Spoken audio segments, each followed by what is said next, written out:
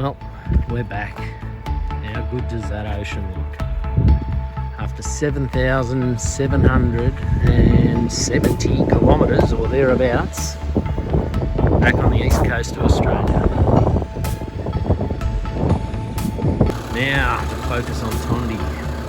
Plenty of work needs doing on that. God, it's good to be back. Something about the ocean. Alright, well it's time to get these midship cleats sorted for Tondi. So I've got this piece of plate stainless bar, 316, 75mm by 5mm thick. And I'm going to cut it in half because there's not a lot of room under the gunnel, under the cap rail. I know I went down with these which look like they were old chain plates or something like that, and I can fit them in there, so I'm going to go maybe just a tiny bit thinner, but the full length, and then that will act as the backing plate. This will sit outside, that'll sit inside, but it'll be half that thickness. It'll be basically like something like that. So I'm just going to cut this in half with the grinder, putting that 9-inch grinder to work again, and then drill a couple of holes, and then I'll get some threaded 10mm or whatever that is rod, so that it goes long enough through that I can then whack a decent nylock nut on it.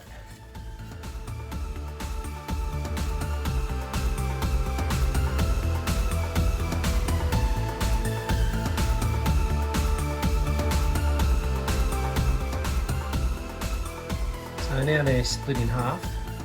They're not ideal as a base plate. You'd rather they were a lot fatter, but I don't have that luxury on the boat. There's no space. I can't go any fatter. So essentially that'll be up on the gunnel. This will be down below and it'll capture the whole area. And that'll do it, hopefully.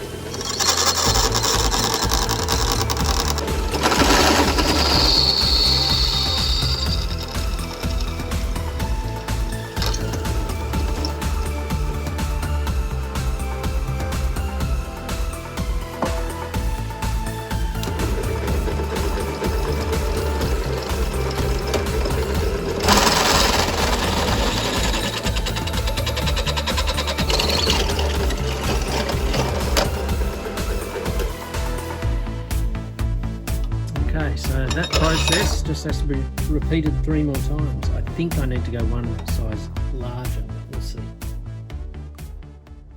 Okay, so that's it. That's the bracket. Same on the other side. Just got to get shorter bolts and install it. Not ideal, but it's the only thing that'll fit in the gap, so hopefully it'll be strong enough. Better than a couple of washers, I suppose.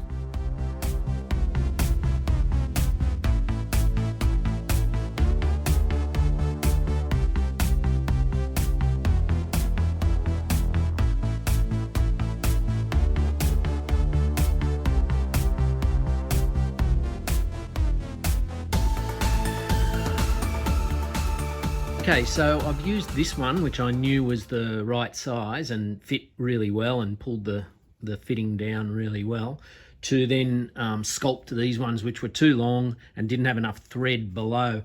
So I've used my die, which was a 1/2 inch by 13, and that enabled me to put that much more thread on it. I chopped the end of the bolt off so it's not as long, so it can go up into the housing. And the only thing is that with my die, it didn't sort of, well, this bolt, because it was only attached to there, it's the same thread, but it's just different because it came out of the factory like that, and then my die cut that thread into it, so it was just a bit too wide. So I actually had to run this around the grinder a little bit. So it's quite a fat looking kind of thread. You can sort of see the difference, but it actually works really well because once it gets down to this part, it really snugs up tightly into the housing of this, into the, the thread of this. And yeah, I just measured it up with this particular bolt going in as far as it can go and put a mark on here. I don't know if you can see that. So then I just made sure the others meet up with it and we're done. So in these, crazy times, we've got a lockdown at the moment, can't go anywhere, can't do anything. Normally I'd just go up to, what are they called? What's the name of them? Illawarra Fasteners. Yeah, and I'd just buy a couple of bolts, but instead I've spent an hour mucking around, making do with what I've got. And, that's what you've got to do. So lucky I've got the tools to be able to knock something like this up. What I'm going to do with this one is just use butyl tape, because the mechanical bond of this is doing all the work.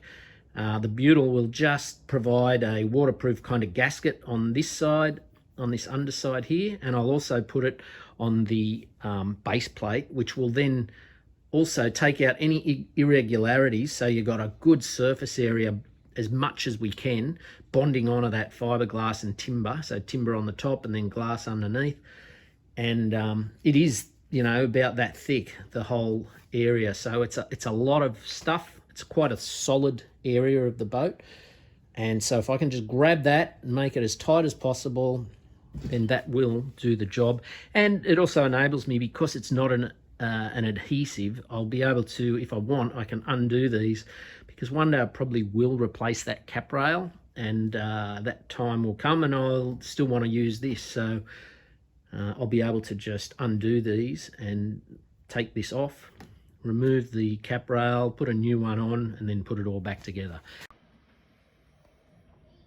So I've worked out how to get rid of these killer screws that are up there. I don't know if it will focus and show you any of them, but they are everywhere. And I think I've got rid of the ones that were in the way along here.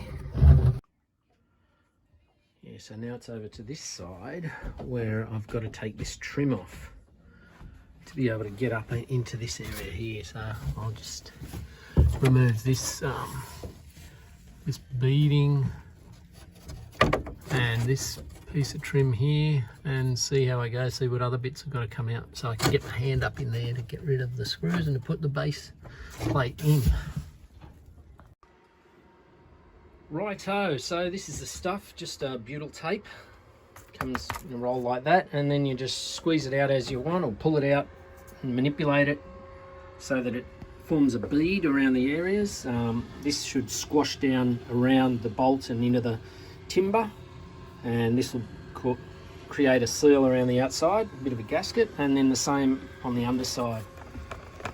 So the good thing about it is you can sort of touch it and work with it, as opposed to a lot of those marine adhesives, and it never actually goes right off. So let's get this one in and then do the next one.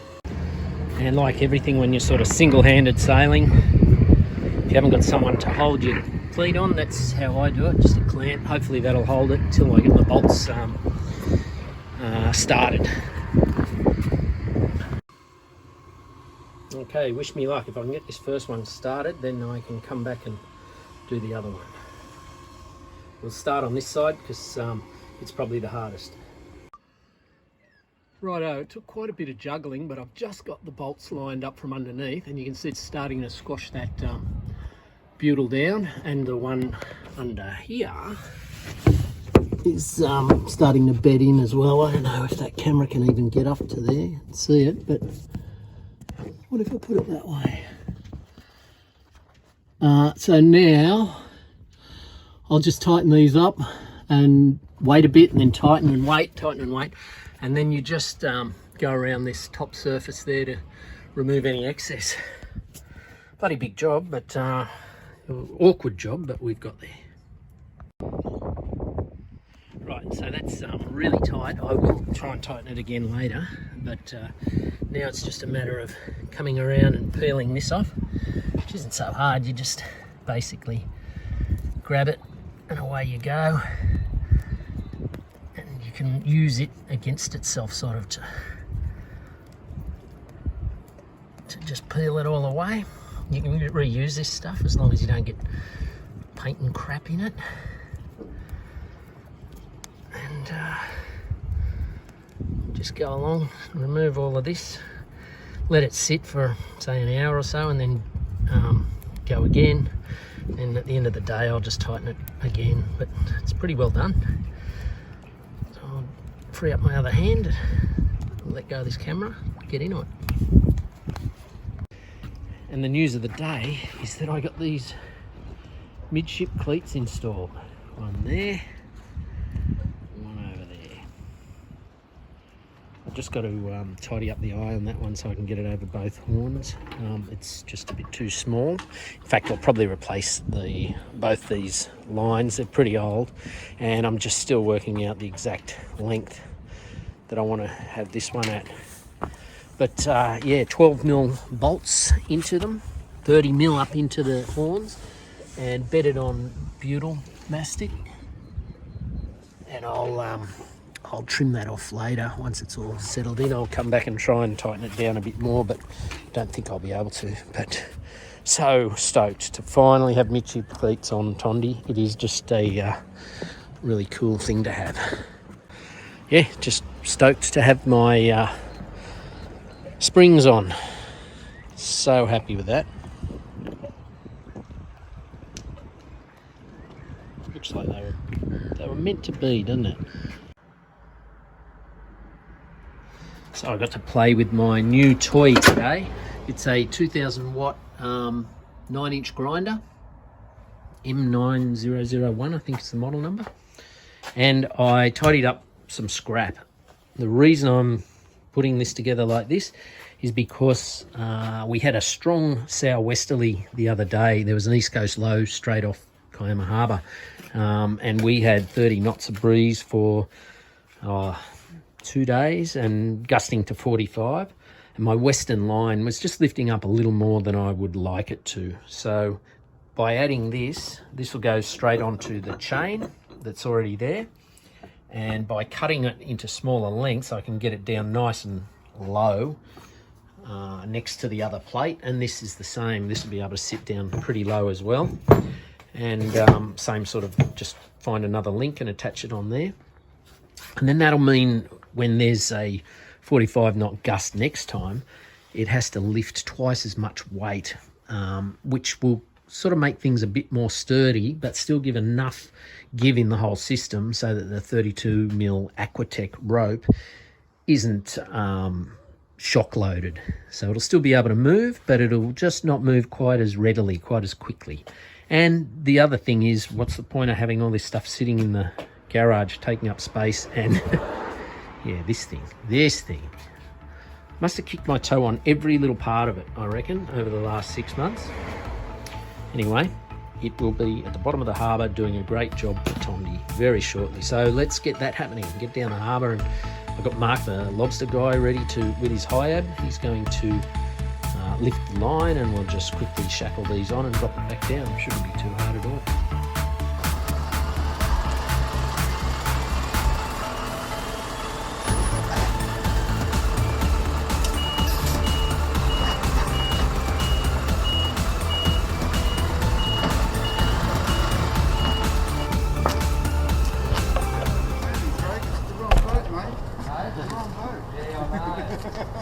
He gets dragged in all these bloody jobs. Poor bugger. You're not going to get many fish off that one. No.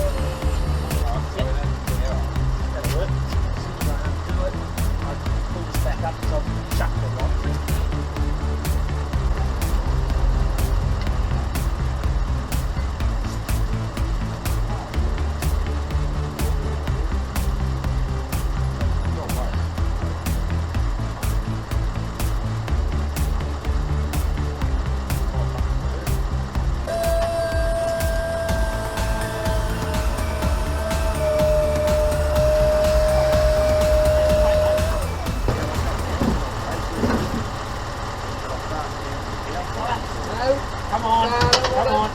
This one. Case the pig. Come on. You're a bastard. Well, you just let us know if you need any.